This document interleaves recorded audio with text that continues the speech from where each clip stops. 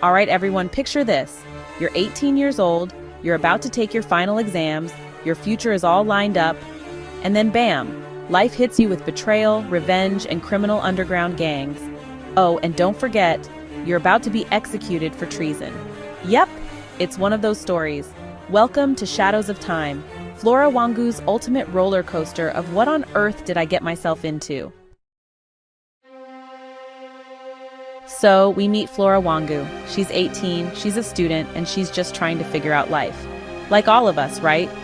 Except Flora's life isn't as simple as worrying about exams. Nope. She's caught in the middle of this mess masterminded by Tom, a guy who's basically got villain stamped on his forehead. I mean, if this were a high school drama, Tom would be the guy sending anonymous texts causing all the chaos. But this isn't high school. This is Uganda in its turbulent years, and Tom is leading an underground criminal gang. Casual, right? At first, Flora is like many teenagers. Naive, confused, a little flirtatious.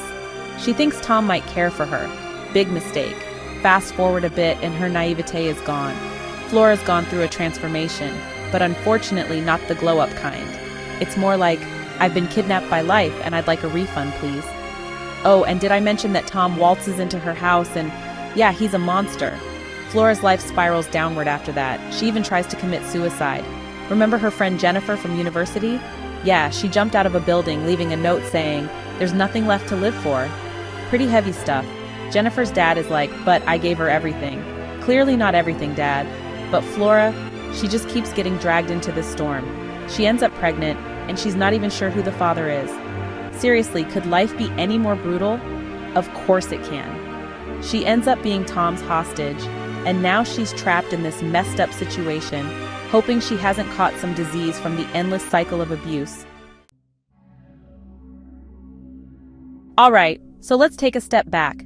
This is the book we've been talking about, Shadows of Time by Byabamazima. This 1999 novel is set in Uganda's most turbulent years, and it's Flora's life story, told as her final words before her execution for treason. Yep, when the executioner asks her for her last words, she drops this entire saga. Imagine handing someone a whole autobiography as your last words. Talk about a mic drop. It's a tough read, but also one that hits hard. Flora's experiences, especially her complicated relationship with Tom and the abuse she suffers, are gut-wrenching. And what really stands out is her journey from a naive girl to a disillusioned woman trapped by her past. By the end, Flora becomes a symbol of resistance. She's executed for treason because she's been rallying people to fight against the government. What a turn, right? So let's talk about this book. First of all, Flora is a character you can't help but feel for. She's vulnerable, flawed, and often trapped by circumstances way beyond her control. Her relationships with people like Jane, her sister figure who helps her through some dark times, are as heartbreaking as they are hopeful. Jane, by the way, is the one who ensures Flora doesn't become a single mother by giving her some pretty harsh abortion herbs. Yikes. Then there's Tom, the guy who claims to love Flora, but is basically a walking disaster of cruelty. He's manipulative, heartless, and quite frankly, the guy you don't want showing up at your front door. Tom represents the worst parts of a patriarchal society, where men like him control, abuse, and use women like Flora as pawns. And that's what makes this novel powerful. It's a sharp critique of gender conflict and male chauvinism. The constant theme of abuse, whether it's physical, sexual, or emotional, cuts deep. Men in this story, let's just say they're not winning any Best Human Being awards. Flora's struggles are a reflection of the larger issues at play. Her experience with rape, betrayal, and political upheaval are mirrored by the country's own unrest. The novel doesn't shy away from the horrors of detention, illegal arrests, and murder.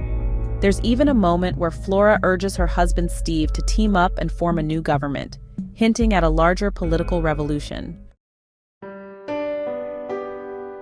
Ultimately, Shadows of Time is a tragic but powerful story. Flora's character is unforgettable, not just because of what she goes through, but because of how she becomes a symbol of strength and resistance, even in the face of her own demise.